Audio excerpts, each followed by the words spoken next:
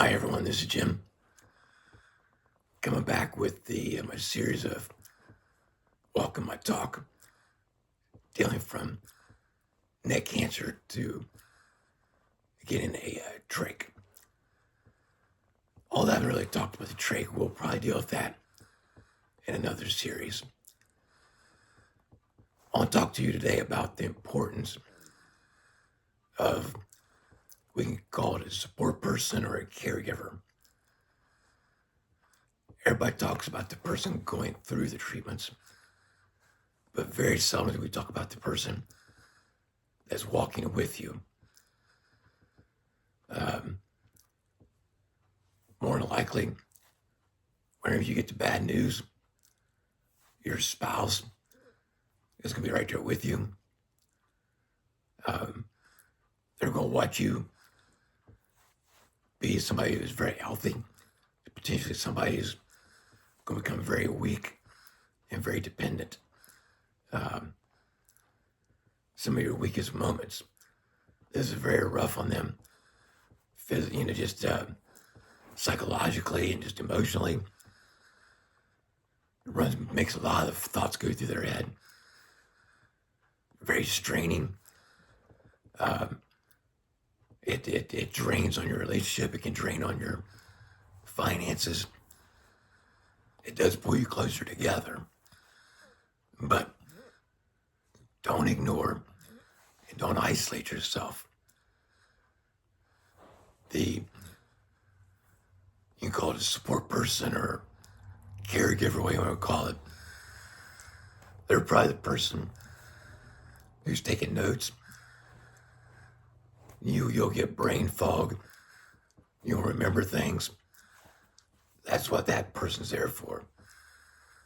Maybe they're going to be there to take it back and forth to radiation treatments or chemo, whatever it may be. There was times we drove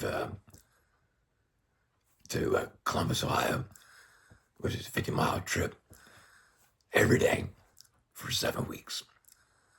And probably one of my last times driving, I had the keys in my hand and I was struggling to get to the car. My wife took the keys out of my hand and pushed me out of the way. And I kind of laughed because I did the best I could for as long as I could. And then she took over driving. There was times where I was getting fluids to keep my strength up. And she left to go see or go get something to eat. And when she came back, she looked at me. She could tell I wasn't getting any better from the fluids.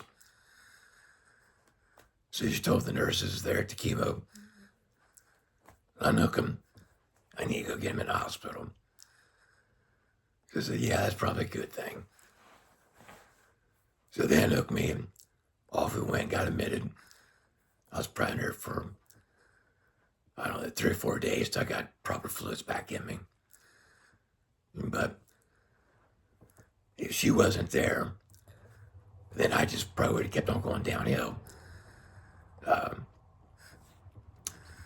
Not really because I'm stubborn, but really I just didn't have a sense enough to say I need help.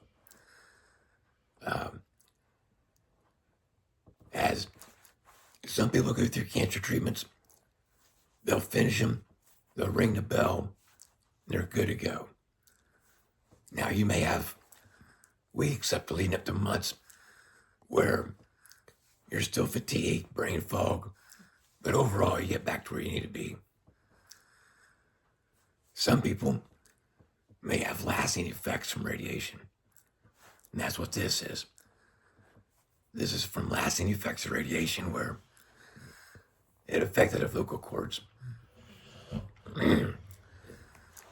This right here is another case of you need to be your own best advocate. I was talking to my doctors. I said, I'm getting like asthma-like symptoms. And I said, And there's really no reason for me to have asthma. They gave me an inhaler, and I was still on the fire department, and me and the chief was trying to put hoses up in the back of the truck, and I started wheezing. So we did different tests, and they didn't know what was going on. So I started doing Dr. Google, called my ENT back up, and I said, I think I have paralyzed vocal cord. So I got to my ENT, and he said, yep, that's what it is. So at the time, just one of them was paralyzed. And then as months went by into a year, the other one became paralyzed as well. So what that means is air flowing through your vocal cord. Whenever you're getting ready to speak, your vocal cords move back and forth. Whenever you're eating, your vocal cords go shut in order for you to swallow food to go down your esophagus. Whenever you're done chewing and eating, vocal cords open back up again, which allows you to breathe. So mine is very, very close together now. And we came to the point where we just had to get this done. So I am about 6 or 7 months now, I think it is, of having this trach. I still work. I can still work out to a degree. Still adapting and getting used to it. People around you got to get used to you, you know. And you get looks, and so your spouse has got to get used to when you're going out to restaurants, people taking a second look as well.